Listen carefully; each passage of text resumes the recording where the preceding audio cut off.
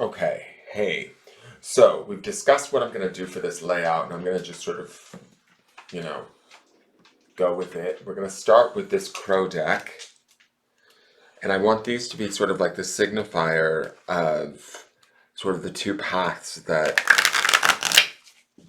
you could be experiencing or choosing from. It's kind of my idea. They're going to sort of represent, I don't know, like maybe the name or the quality or the perspective of the path, depending on what card comes out. And then I'm going to do 3 cards down each side for the actual path, like sort of maybe where things will go or how that path will travel, where it could end up, kind of thing. And then I sort of want to clarify and then how they intersect in the center, if that makes sense. Like, that's just what I see in my mind's eye. So I'm going to just go with it. So here we go. You'll have to let me know what makes sense and what doesn't.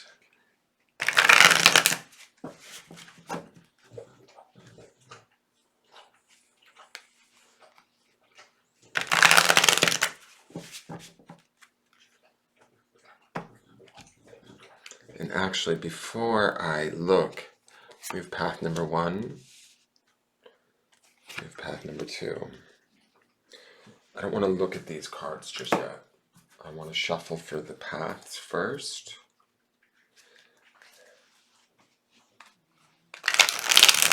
I decided to use the Light Seers deck and the White Sage. And I think, let's see here, path number 1.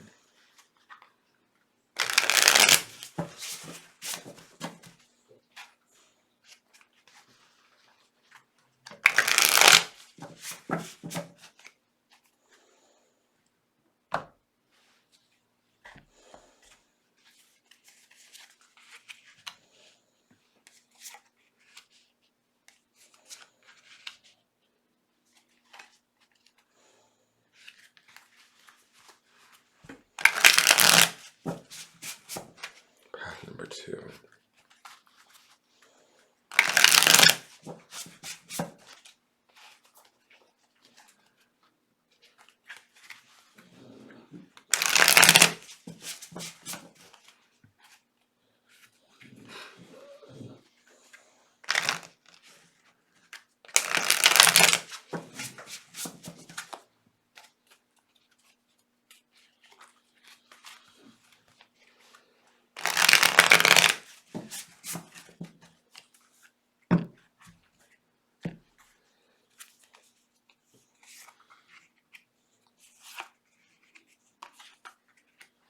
And then the intersection.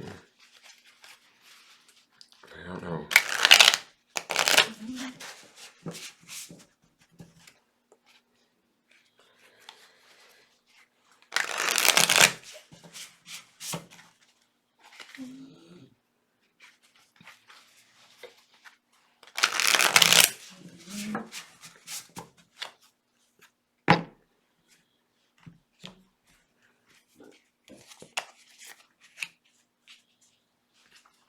Okay. All right, so the signifier for the path. We have fear with the scarecrow. Interesting. Very interesting. Right out of the gate.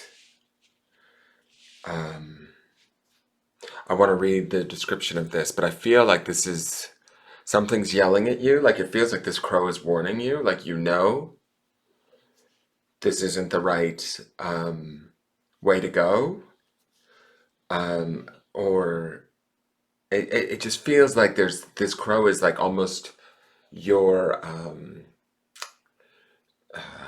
your internal compass going like, no, red alert, red alert. But is it false, right? Because we have the scarecrow. Scarecrow is meant to sort of scare off the crows, but it's not actually a real fear, right?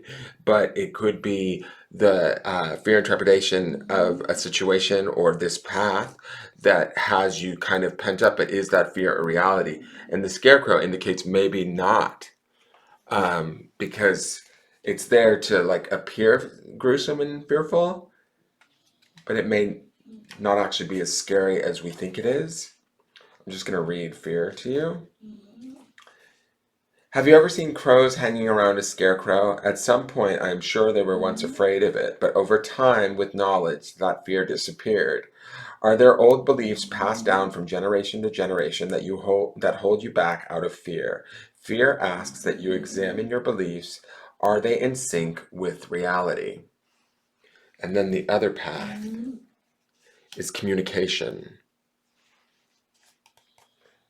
And this crow to me feels much more at ease, much less vulnerable. He feels safe to me in his home, right? He feels safe in his little world. He still is sort of talkative. It's just a matter of sort of which way you choose to like view it or look at it. Which way you choose to sort of, I kind of get the feeling that they're both, and I love how they're both sort of facing into one another. Like it's all ultimately one path, if that makes sense. We're gonna see. Hold on.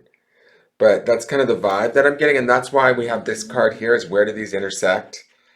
I think, I'm not sure. I'm going to just go with this. I'm sorry. You said it could be a shitty reading, so if it's a shitty reading, I apologize. But before we adopted our pup Layla, one of my neighborhood crows would come calling. This one we named the Brave One because she would go right up to our sliding glass door and knock. The bird was looking for a handout. This card brings the message to speak up, state what you want. You may think those around you know your needs and desires, but that may not be the case. Now is the time to articulate your wishes. Okay, so I'm going to go with this first path, looking at this path that falls under this idea of fear or scarecrow. We have the Five of Pentacles. Five of Pentacles is always sort of like this idea of loss. It's a transitory card. It's a card, sorry, Gus is at my feet snoring. It's a card of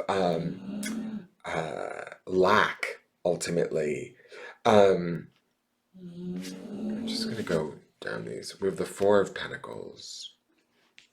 And then we have the Three of Wands.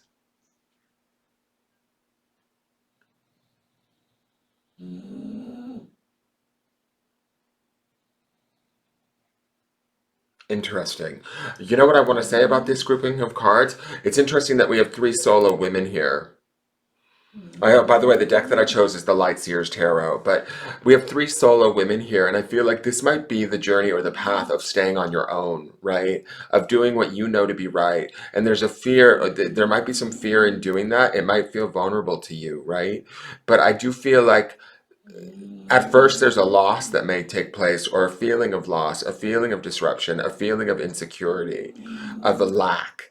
But the Four of Swords brings in that, the Four of Pentacles brings in that stability again. Ideally, there's also some fear or some rigidity with the Four of Pentacles, right? But I feel like she gains her strength again by believing in herself, right? There's a little bit of financial insecurity. She's holding on to this purse around her heart, but that's very similar to the traditional Four of Pentacles. But when I'm looking at this, it feels like you have to rely on this path. You may have to rely more on yourself. But in the end, with the Three of Wands being the final card out, it feels like there's new horizons. There's things to be created here. There's a connection to spirit with this path that although you have to like sort of forge your way on your own through this route, it's a powerful route. It's a strong route, if that makes any sense, right? Rather than like in the end, we get to define what we want here rather than other people's needs or expectations, if that make I hope that makes sense. So going down the line with communication, we're going to look at this. We have the Four of Wands. We have the King of Swords. We have the Nine of Cups. Interesting.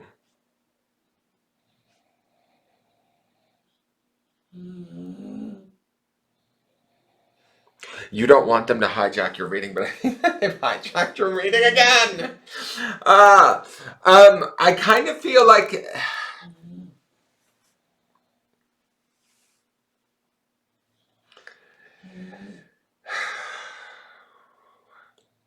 okay.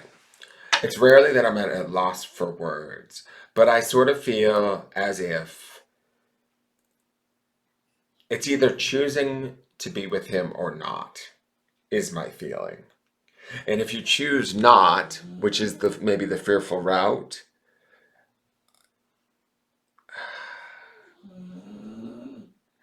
you'll still learn something. There's an inner strength that you gain out of this. Let me see here. All right, Five of Pentacles.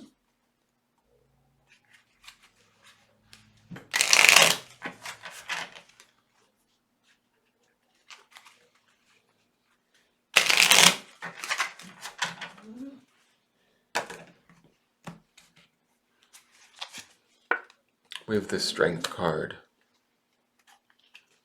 Clarify the Four of Pentacles.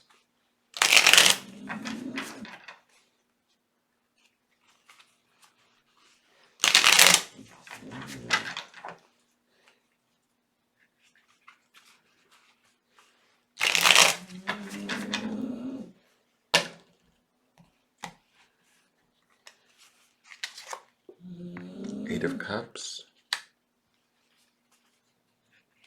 This is about walking away. The Eight of Cups is about walking away, releasing, sort of being the adult or letting something go. And with that Four of Pentacles, connected to it, it's about standing on one's own. And the Three of Wands. The Strength card to me is Leo energy, right? So it's you're gonna learn something. Definitely, each path has its own lesson, and we have the Ten of Cups. Wow. You have the Nine of Cups over here. And so to me, I'm gonna just say this. This feels like not, and you say like don't let him hijack, but I feel like am I gonna be with him or not be with him is kind of, and I know you're not like into that, but that's kind of how I feel this. I feel like it might be scary to be alone, but if you're being alone for your own reasons, it's going to somehow teach you strength. It's going to require you to sort of emotionally walk away or detach. But in the end, you have this Ten of Cups, right? Which is like, uh, everything's okay in the end, right? There's a future beyond this. There is a possibility if you decide. Essentially, what this whole run of cards tells me, although maybe being on our own feels scary or tough, or being without, we sense this idea or this fear of lack. Or if I choose this one path, I might lose out. It's bullshit. It's going to be harder. Yes, that is true. There's going to be some periods where it might feel a little bit more unstable or but it's going to require that instability requires you to find that stability within yourself, and that's where this strength comes in. That's where the Ten of Cups come in. You get further down this path, you actually have some I want to say not necessarily self-awareness, but this awareness of who you are, what you've been through, and what you've done to get where you're at, and you're able to sort of create from there and look to new horizons. It's not like an ending, it's almost like a new beginning, if that makes sense. Let me look at Four of Wands.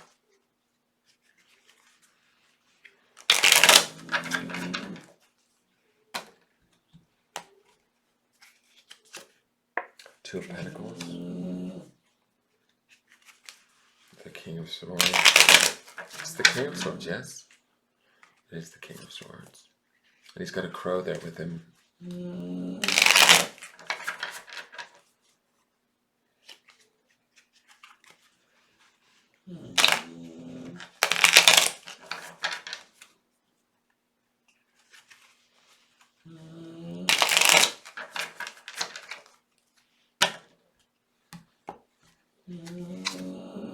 7 of Pentacles. And then the Nine of Cups.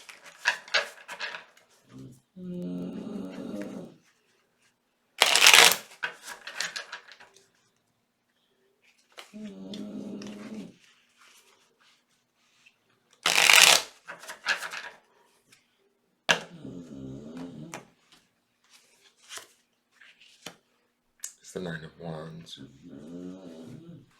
And it all intersects with the High Priestess.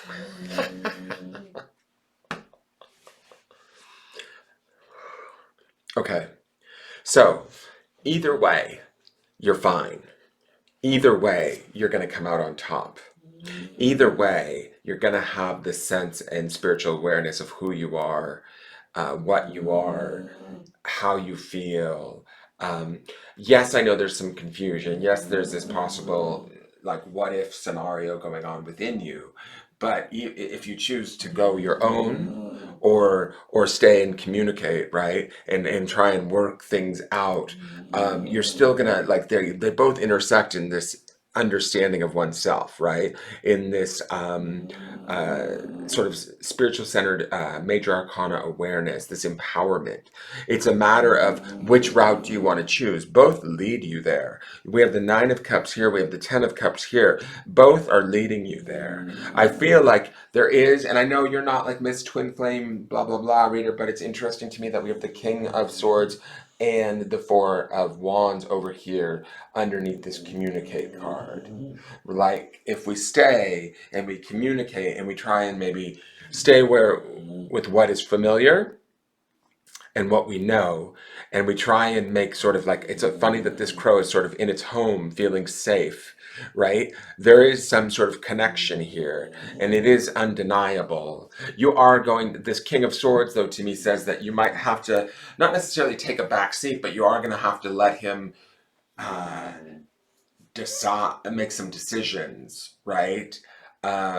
He sort of leads, or he sits in front of the crow, and there's a level of patience that's required there, but there's benefit from that patience, and there's actually, like, it's funny, we have over here we have the Two of Pentacles and the Seven of Pentacles. Over here we have the Four and the Five, where going it alone, there's a little bit of fear that I may not have enough, or I'll be holding on to what little I have.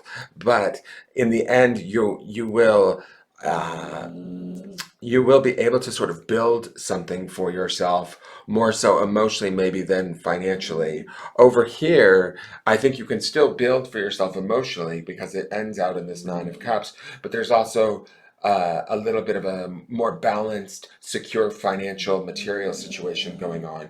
But also within the relationship, or if you chose this other path of communication and trying to be open and maybe express yourself a little bit more clearly and work within it, uh, you end up with the possibility of building more or having more, right? Not that that's any reason to stay, but I do think that there is definitely a connection between the two of you, right? And so either way, with this high priestess in the center, I feel like you're fine. You either learn it one way or you learn it the other. It's your choice, right? One might be a harder road to travel, but you still get taught kind of, like, I feel like where they intersect is the high priestess. So regardless of where you end up, you're going to be fine. You're going to be in her position, like, connected. Does that make sense? And so whether we take the path of, doing it on our own, building it for ourselves, a little bit sort of fearful of, like, is this the right way or is this the right thing? It almost says to me, neither is right or wrong, right? They both will be right in the end. It's just a matter of which way do you want to get there. This way might require a little bit more work because we see the balance of the Two of Pentacles and we see the patience of the Seven of Pentacles, and also sort of the boundaries of the Nine of Wands, right? Which indicates, like, having become smarter through, like, war or arguments, fighting, that sort of a thing, struggles. I do get a distinct impression like this route requires you to maybe take on a role that is opposite to this route, right? Where I don't want this to be about him hijacking your reading, but I feel like this is a, this card here is like the analytical nature of the King of Swords. You have to sort of acknowledge them as to who they are and let them have their say, their role. And can you do that?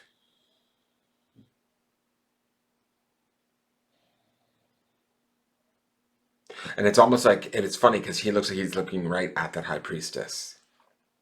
Can she allow herself to be ruled or led in a way? And he has to lead, is my feeling. But so do you.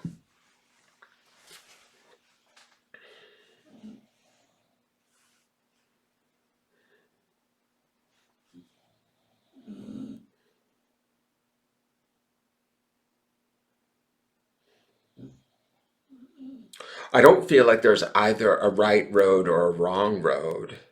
I feel like both is going to teach you something, both is going to bring you like sort of some sort of fulfillment and understanding or a better understanding of who you are. It's just a matter of which route you want to take. Which way do you want to learn it? To me, this,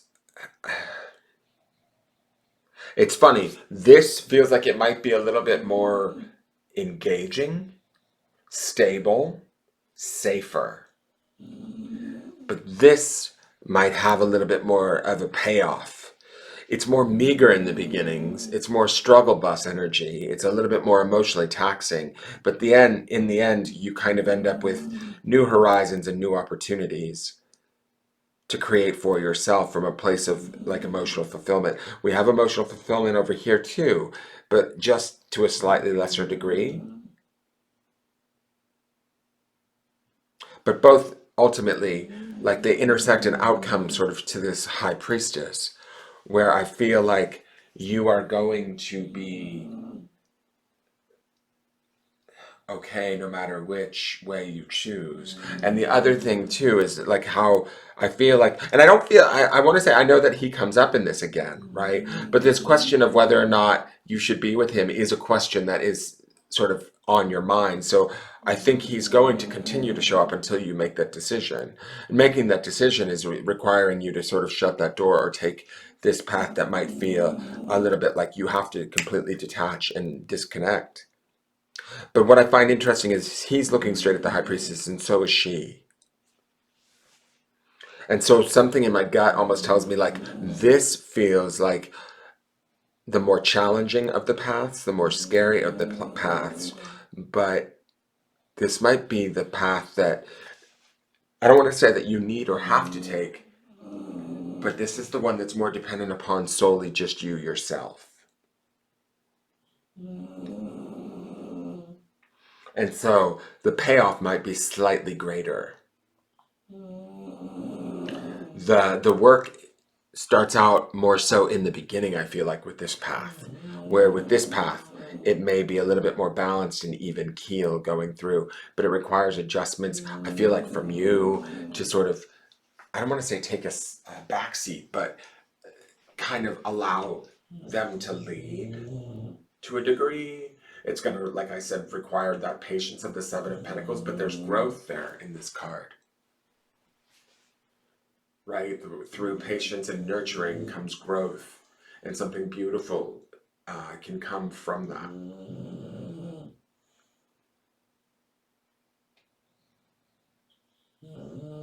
It really is a matter of which way you want to experience this through. And it's like, to me, it looks like either way leads you to the high priestess or is leading you to yourself. Whether you experience that sense of self through being connected or not. But ultimately, it's like it's your choice, right?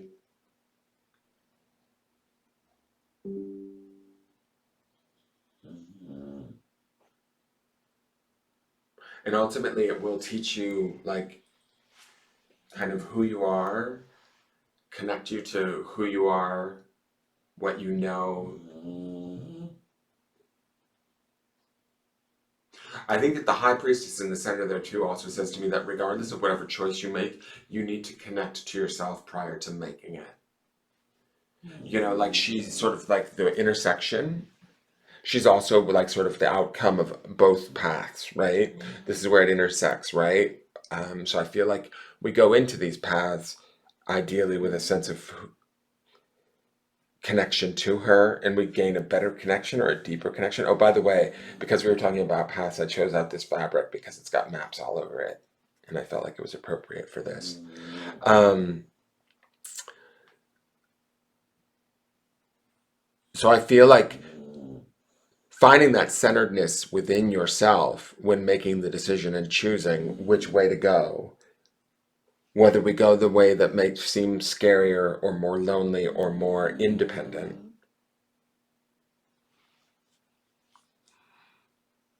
We learn something going that route. We also learn something going the other route. Does that make sense? But it all leads us sort of back to this sense of, who we are, what we know, our own sort of database of spiritual wisdom that's within us. It's only like either path is going to lend to that. I hope that makes sense. It's almost like she's the outcome, but she's also the beginning and the end, the alpha and the omega in a way, in a weird way, right? Like all of these paths are going to attach you or teach you about her inside of you.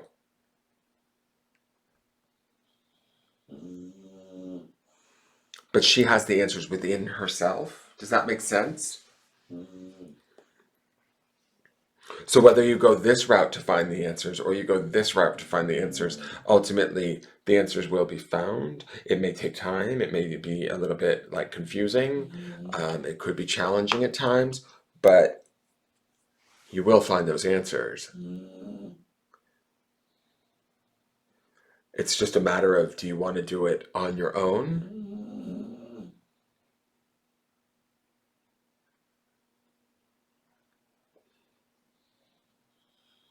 Or do you want to do it in the company of someone else?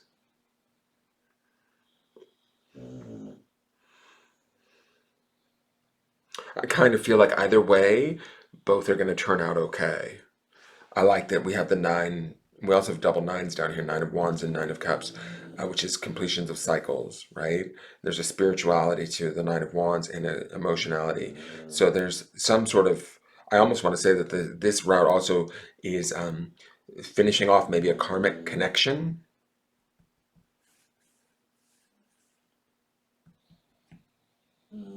or maybe seeing to it, right? Taking care of it, because nines represent personal completions, right?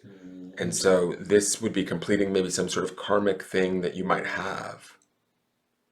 But ultimately, it doesn't matter whether you complete it or not. It's all still like sort of about your own enrichment, your own learning, your own growth. I hope that makes sense. I really kind of like the sort of the fact that the high priestess shows up in the center of all of this, because it ultimately says it's, like, to me, these cards very clearly represent, like, it doesn't matter which path you take, whether you take it on your own or with someone else, regardless of who that someone else may be.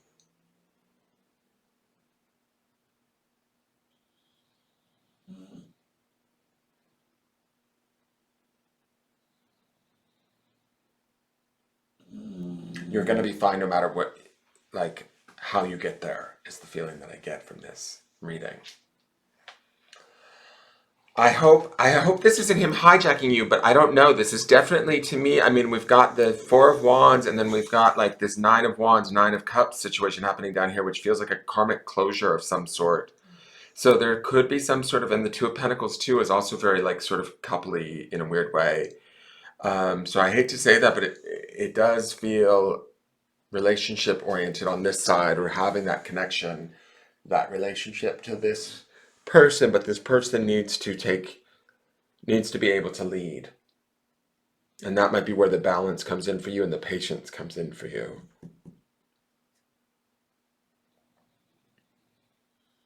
All right, that is your reading. I hope it makes sense. If it's really horrible and you hate it, just let me know. I don't, you know, it's all leading you to this, so you're fine.